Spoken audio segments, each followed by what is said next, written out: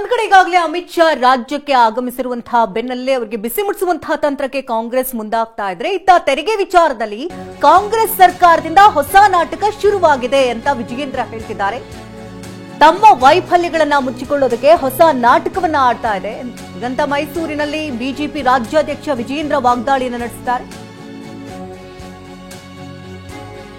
ಇನ್ನು ಇದೇ ಸಂದರ್ಭದಲ್ಲಿ ಇಲ್ಲಿಗೆ ಬಂದು ಸರ್ವೆ ಮಾಡಿಕೊಂಡು ಹೋಗ್ತಿದ್ದಾರೆ. ಅಂದ್ರೆ ಈ ಹಿಂದೆ ಏನೆಲ್ಲ ಬೆಳವಣಿಗೆಗಳಾಗಿತ್ತೋ, ಯಾವ ರೀತಿ ಕಷ್ಟ ನಷ್ಟಗಳ ಸಂಭವಿಸುತ್ತೋ ಸರ್ವೆಯನ್ನ ಮಾಡ್ಕೊಂಡು ಹೋಗ್ತಿದ್ದಾರೆ ಹೊರತು ಯಾವುದೇ ಹಣಗಳನ್ನ ಇಲ್ಲಿ ಬಿಡುಗಡೆ ಮಾಡ್ತಿಲ್ಲ ಅಂತ ಪರಂ ಗುಡುಗಿದ್ದಾರೆ. ನಮಗೆ ಕೊಡಬೇಕಾದಂತ NDRF ಹಣವನ್ನ ಕೊಡಿ ಅಂತ ಇಲ್ಲಿ ಕಿಡಿಕಾರ್ತಿದ್ದಾರೆ ಪರಮೇಶ್ವರ್.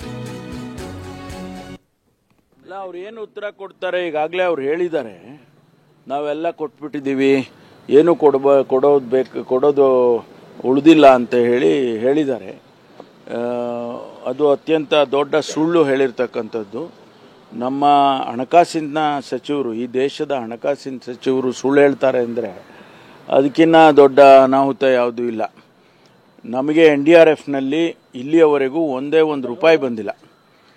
ನಾವು 17,900 ಕೋಟಿ ರೂಪಾಯಿ ಅವರಿಗೆ ನಮಗೆ ಬರೋಕ್ಕೆ ಹಣ ಕೊಡಿ, ಇಷ್ಟು ಲಾಸ್ ಆಗಿದೆ ನಮಗೆ ಅಂತೇಳಿ ಮನವಿ ಕೊಟ್ಟಿದ್ದೀವಿ.